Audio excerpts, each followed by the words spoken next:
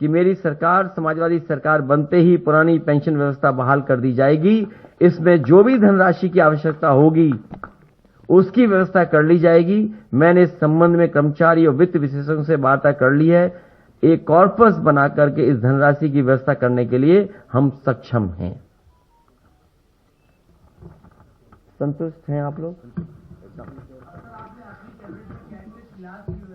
तो आने वाले समय में ये सरकार शुरू नहीं कर पाई है, पुनः कर्मचारियों के लिए कैशलेस स्कीम जो समाजवादी सरकार में शुरू गई थी पुनः शुरू होगी। वो तो कंप्लीट है, आपकी तरफ से कंप्लीट है। इस सरकार ने लागू नहीं होने दिया उसको, खाली उसका नाम भी पंडित दीनदयाल उपाध्याय रख दिया था और उसको भी नहीं होने दिया।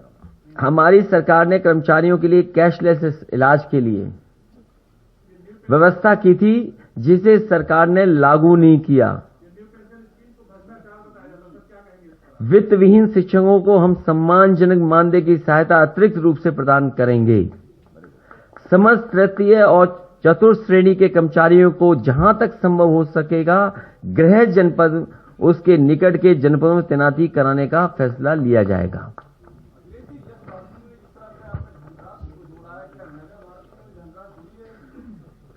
बहुत छोटा सवाल पूछ रहे हो इतनी बड़ी योजना के सामने। सबसे बड़ा फैसला समाजवादी पार्टी का जो घोषणा पत्र में शामिल होने जा रहा है, पुरानी पेंशन योजना को बहाल किया जाएगा। बहुत बड़ा फैसला है। 2005 से पूर्व कर्मचारियों को मिलने वाली पुरानी पेंशन व्यवस्था लागू की जाएगी।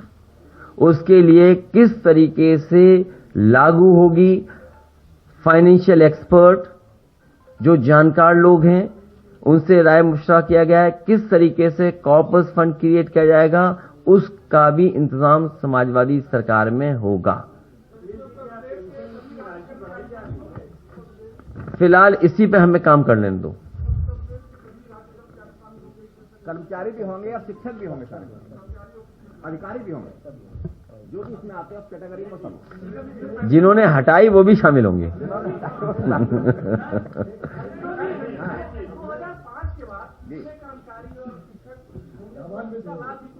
लगभग 12 लाख लोग।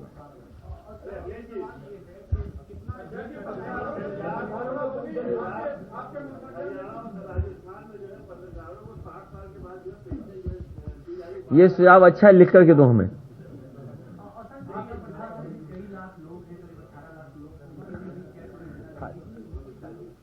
वो अभी पूरा हमारा घोषणा पत्र आने दो। आज कुछ मुख्य बिंदु आपके बीच में रखी हैं। इसके अलावा जो और महत्वपूर्ण चीजें आ रही हैं कर्मचारियों को लेकर के या अन्य विभागों को लेकर के, वो हमारे घोषणा पत्र में शामिल होगी। अभी पुरानी पेंशन व्यवस्था की बहाली हमारे लिए जरूरी है। सर, आपकी तरफ जो है सभी देश के और प्रदेश के सभी कर्मचारी आशा भरी निगाहों से देख रहे हैं। सर, क्या ऐसा होगा कि पहली कैबिनेट में आप द्वारा जो है पुरानी पेंशन बहाल कर दी जाए? समाजवादी पार्टी जो कहती है वो करके दिखाती है। करनी हमारे कहीं भेदभाव आपको नजर नहीं आएगा, कथनी और करनी में।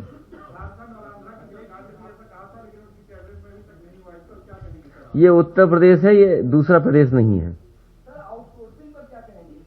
ये विस्तार से जिस समय मैनिफेस्टो समाजवादी सरकार का आएगा, क्योंकि आउटसोर्स से बाबा भीमराव अंबेडकर जी का दिया हुआ संविधान के तहत जो हक और सम्मान वो छीना जा रहा है,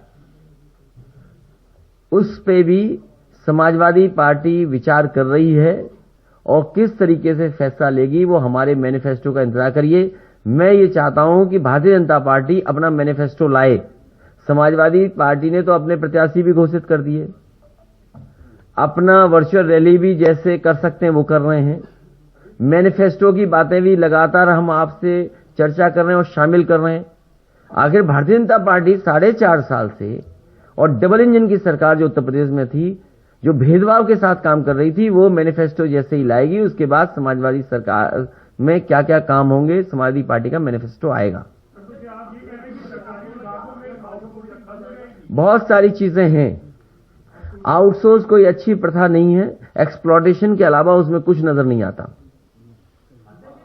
और सबसे बड़ा सवाल है कि जो प्राइवेटाइजेशन है और आउटसोर्स चीजें हैं, ये जो हमें अधिकार मिल रहे हैं संविधान से, आरक्षण का कैसे खत्म किया जाए, वो आउटसोर्स और प्राइवेटाइजेशन है एक रास्ता।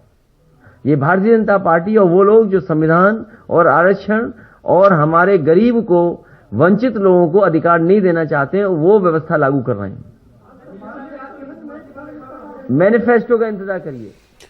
तो अखिलेश यादव को आप सुन रहे हैं, जो कि कह रहे हैं मैनिफेस्टो का आप इंतजार कीजिए और कुछ अपनी योजनाओं का जिक्र यहां पर वो करते हो।